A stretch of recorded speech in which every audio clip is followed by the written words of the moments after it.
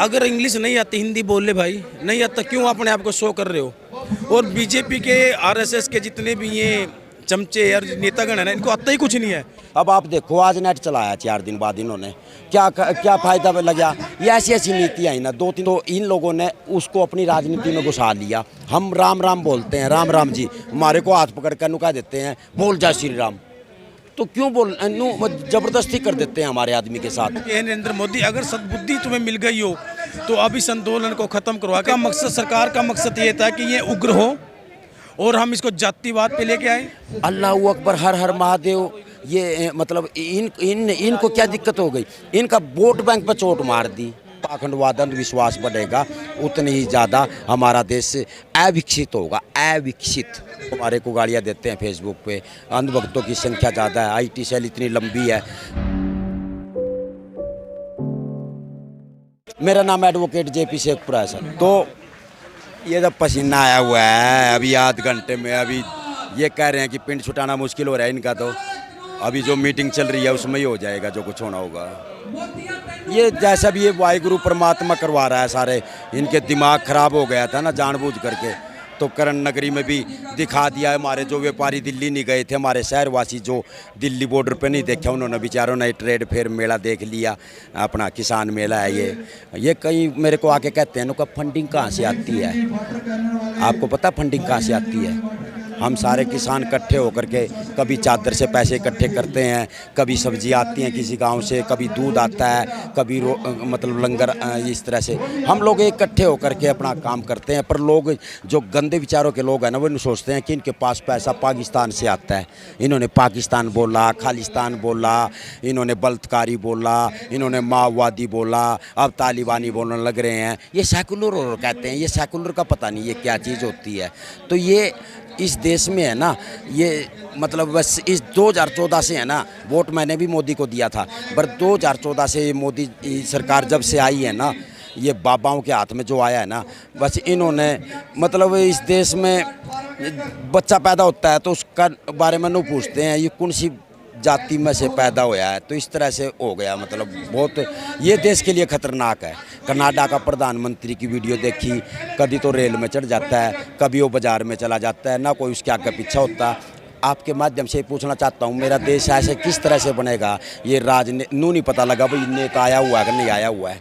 यहाँ बहुत बुरा हाल हो गया है। यहाँ अब जिस दिन हवाई जहाज एयरपोर्ट से हवाई जहाज खुलेगा ना, एक एक गांव से 300 बालक तैयार हो रहे हैं। जो अच्छे बालक हैं वो सारे विदेश भागने लग रहे हैं। क्या करें बताओ, क्यों जा रहे हैं हमारे नौजवान विदेश में? इसलिए क्या बनने आए थे क्या बना बैठे, कहीं मंदिर बना बैठे, कहीं मस्जिद बना बैठे। हमसे तो अच्छे हैं आकाश में उड़ने वाले पंछी, कभी इधर जा बैठे कभी उधर जा बैठे। हमें रोटी कपड़ा और मकान चाहिए, हमें शिक्षा चाहिए और कुछ नहीं चाहिए। इस पे पैसा लगाना राजनेताओं को शुरू कर देना चाहिए, नहीं तो देश विकसित नहीं होगा। धर्म क्या होता है? धर्म तो भूखे ये सरदार लोग हैं, ये जब भी है ना सड़क पे कोई मिल जाता है उसको पानी पिला देते हैं, रोटी खिला देते हैं। इससे बड़ा धर्म कोई है क्या? अपने माँ बाप की सेवा नहीं करते। तो इन लोगों ने हमारे देश में जितना पाखंडवाद अंधविश्वास बढ़ेगा उतनी ही ज़्यादा हमारा देश अविकसित होगा, अविकसित। ये मेन कहानी है हमारे। तो इससे दूर कैसे कर सके? हमारी संख्या ही 20% है। सब हमारे को गालियाँ देते हैं फेसबुक पे, अंधभक्तों की संख्या ज़्यादा है, IT सेल इतनी लंबी है, सबसे बड़ी बड़ी IT सेल, सारी चीज़ों पे इन्होंने कब्जा कर रखा है। वो देखो ना, वो अमित शाह का लड़का, वो क्या क्रिकेट का वो जो अध्यक्ष बना रखा, हाँ, उसको बोलने का ही नहीं पता। बताओ, वो बना रखा क्रिकेट का राजा बना रखा। ऐसे ऐसे बना देते हैं। हमारे यहाँ हरियाणा में वह बेचारी वह लड़की है फोगाट, जिसने उस अधिकारी को सैंडल मार दिए थे, उसको हवा देते रहते हैं। है तो हमारी बिरादरी की हो, आपने भी बिरादरी कहना पड़ गया। अब क्या करे, जैसा राजा वह कुछ वो बोल देती है। अब एक मनोज राठी है, उसने उसको बेनकाब कराया, पुलिस को फ़ोन करके सारी रात पिटाई करवा दी। जब भी कोई डरा देते हैं, पर हम जैसों का दिल खुला हुआ है। तो ये रिश्वत जो चलती है ऑनलाइन दुगनी तिगनी चलती है। ये करनाल है ना, यहाँ चारों तरफ घूम के देखोगे ना, एक एक गेट जहाँ पर 10 लाख रुपए में गेट खर्च होता है, गेट बना रखे। 5-5 करोड़ रुपया RTI से निकलवाए, 5-5 करोड़ के गेट, और नाम भी ऐसे ऐसे लिख रखे जिन्होंने आज़ादी की लड़ाई में कभी ध्यान ही नहीं दिया। ये दो भागों में बट चुका है। एक भाग वो है जो आज़ादी से पहले अंग्रेज़ों को फ़ोन करके कहता था, भगत सिंह वहाँ बैठा, राम प्रसाद बिस्मिल वहाँ बैठा, सुखदेव वहाँ बैठा, अंग्रेज़ों को फ़ोन करते थे और उसके बाद पकड़वा देते थे। यही हाल हो रहा है। वे गोरे अंग्रेज़ थे, ये काले अंग्रेज़ है। ये जितने भी बैठे हुए हैं, इनके बाप दादाओं ने देश आज़ाद कराने में अब मेहनत करी, वो फांसी के फंदे पर चूम गए और ये दूसरे ये आगे। तो हम नहीं कहते कि कांग्रेस बढ़िया है या बीजेपी बढ़िया है। बीजेपी सरकार आती है, कांग्रेस वाले उसमें चले जाते हैं, कांग्रेस सरकार आती है तो बीजेपी वाले उसमें चले जाते हैं, तो हमारे को लड़ाते रहते हैं। तो अभी जो नारा दिया उसने टिकैत साहब ने, इस नारे का ही मुद्दा बना दिया, पर नारे का मतलब कोई समझ नहीं रहा। भाईचारे का प्रतीक नारा, हिंदू मुस्लिम सिख ईसाई हम सब हैं भाई भाई। इस तरह से किसान कौम एक ऐसी कौम है इस देश में जो कि इन लोगों का मुकाबला कर सकती है, नहीं किसी के बस का नहीं है, ना किसी राजनीतिक पार्टी के बस का है। अल्लाह अकबर का जो नारा दिया है उससे क्या दिक्कत हो गई इन लोगों को? अल्लाह अकबर, हर हर महादेव, ये मतलब इनको क्या दिक्कत हो गई? इनका वोट बैंक पर चोट मार दी। इनका वोट बैंक ही यही है। अब तो हमने भी समझना शुरू कर दिया। ये तो वो भाजपा को उस जहाँ केरला है वहाँ पढ़ा लिखा आदमी है, वहाँ है ना रिक्शा वाला भी बताते हैं पढ़ा लिखा है, वहाँ वोट ही नहीं मिलती।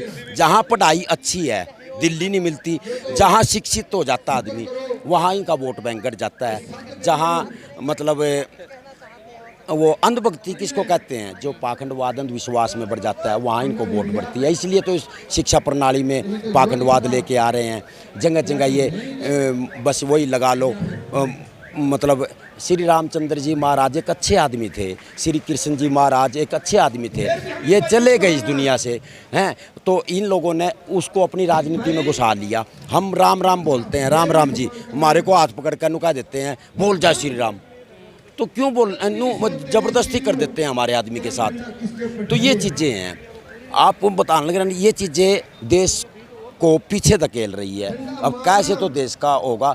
तो ये बड़ा तगड़ा गुण है इन बीजेपी वालों में। सवेरे टिक्का लगाते हैं और बाल बांधते हैं और सतरंगी कपड़ा पहनते हैं और चल पड़ते हैं, मतलब अपना काम कराने के लिए, मतलब कुछ भी हो, मतलब दूर धर्म को बांट दिया इन्होंने।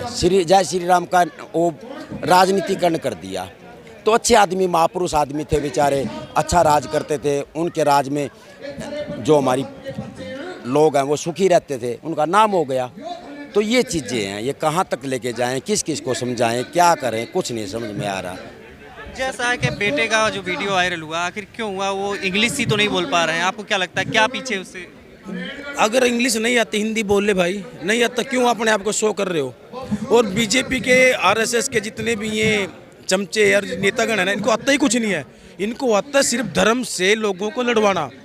सरकार का पहला काम होता है अपने लोगों को शिक्षा देना, स्वास्थ्य देना और रोजगार देना। ये धर्म नहीं है सरकार का कि लोगों को आप सड़कों पे बिठा दोगे, चाहे गर्मी सर्दी और बरसात में हमारे 600-700 किसान शहीद हो गए। ये धर्म नहीं होता। सरकार का धर्म होता है अपनी जनता के लिए, जनता के सुख के लिए, जनता के कार्य करे। ये ना हो कि कुछ पंजीपतियों के लिए काम करे। ये कहाँ से होगा? हम दो हमारे दो क्यों भाई? 130 करोड़ की जनता है, क्यों हिंदू मुस्लिम? क्या मुस्लिम ने इस देश को आज़ाद नहीं कराया? क्या मुस्लिम इस देश के नागरिक नहीं है? भाई क्यों इस देश को आप बांटने के काम कर रहे हो? सबने इस देश की आज़ादी के लिए काम किया। सिखों ने देश के लिए आज़ादी के लिए काम किया, मुस्लिमों ने देश की आज़ादी के लिए काम किया, हिंदुओं ने देश की आज़ादी के लिए काम किया। अगर सबका ये देश है, जब ये संविधान ही हमें कहता है कि धर्मनिरपेक्ष देश, तो आप संविधान की उल्लंघना क्यों कर रहे हो? देश बना है हिंदू मुस्लिम सिख ईसाई से, और सरकार क्या कर रही है कि बांटो राज करो। क्योंकि ये दल्ले थे, ये दलाल थे इसके अंग्रेजों के, उन्हीं की शिक्षा पे चले हुए हैं कि जैसे अंग्रेजों ने देश में शासन किया, फूट डालो राज करो, इन्होंने वही पद्धति अपनाई।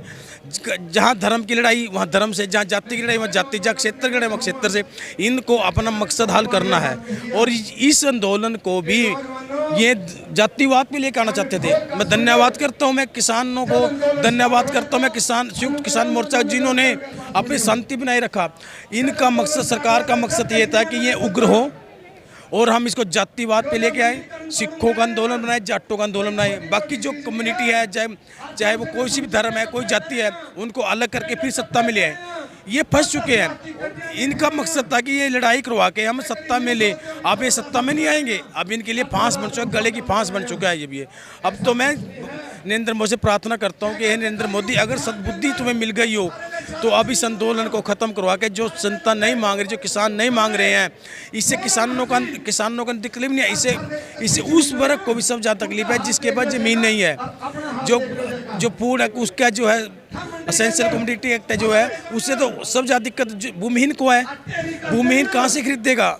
आज आपको मैं आश्चर्य होगा सुनकर, मेरे देश में 10 रुपये किलो आलू बिक रहा है और श्रीलंका में 140 रुपये किलो आलू बिक रहा है, क्योंकि वहाँ आलू नहीं होता। अगर सरकार को चाहिए तो ये था कि यहाँ का आलू जो 10 रुपये जो किसानों का पिट रहा है वो उधर भेजे। ये नहीं चाहते किसान उठे, ये चाहते कि व्यापारी उठे। ये व्यापारियों की सरकार है। अगर हमने देश को उठाना है तो किसान, मजदूर, व्यापारी सबको साथ लेकर चलना पड़ेगा।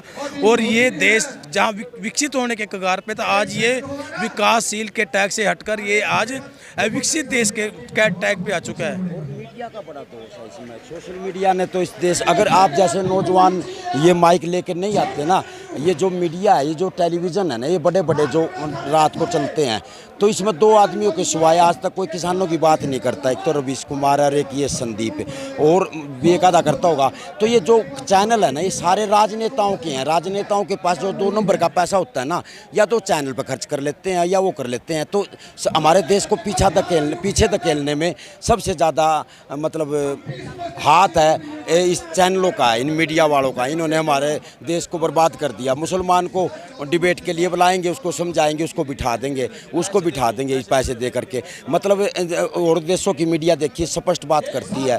तो ये तो सोशल मीडिया शुरू होगी। अब आप देखो, आज नेट चलाया 4 दिन बाद इन्होंने, क्या फ़ायदा लगा? ये ऐसी नीतियाँ ही ना, 2-3 दिन तक नेट बंद करके रखा। नेट बंद करने से और ज़्यादा किसान आए। यहाँ पे चल गए नेट, आज चल रहे हैं। तो इस मीडिया ने जो एक तरफा दिखाया है ना, तो पत्रकार उसको कहते हैं साहब जो मौजूदा सरकार होती है उसकी आलोचना करे।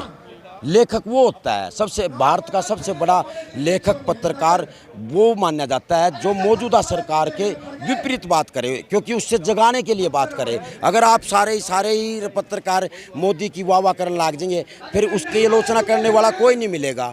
तो आलोचना करने वाला नहीं मिलेगा तो तानाशाह हो जाएगा। तो मीडिया बहुत दोषी है इसमें। हमारे देश की मीडिया ने बेड़ा गर्क कर दिया। ये तो सोशल मीडिया है जिससे जो हमारी बातें सुन रही है। ऐसे नौजवान है, आप भी पता नहीं कब यहाँ से विदेश में चले जाओ। खबरों में बने रहने के लिए फोरम 4 को सब्सक्राइब करें और नोटिफिकेशन पाने के लिए बेल आइकन दबाएं।